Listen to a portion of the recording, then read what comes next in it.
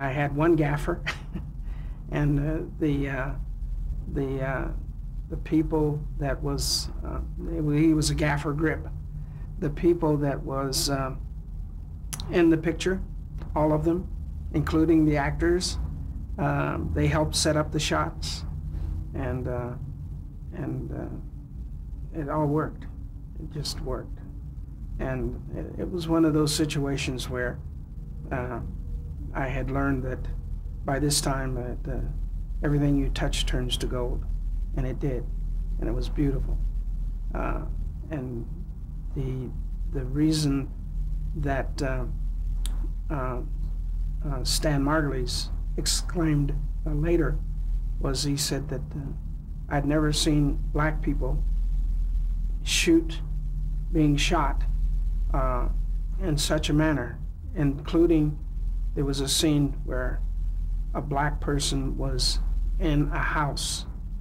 It was a house store kind of thing, and you could see the black person inside the shack, and you could see him clearly, and you could see the cans of goods on the shelf and everything, and yet the exterior of the house was still very visible and very clear, and it didn't look like I had done anything to make the shot any better, but I had a couple of shiny boards that I crossed inside the shack on the person that was inside, as well as the goods, canned goods on the shelf, and it worked out perfectly. Is there a trick too when you have a two-shot where there's a light-skinned person and a dark-skinned person to match the lighting or make the lighting work? Yeah, the trick is you got to get light on the dark person. For instance, when in Roots, the second generation, the guy Johnny Seika was the star, and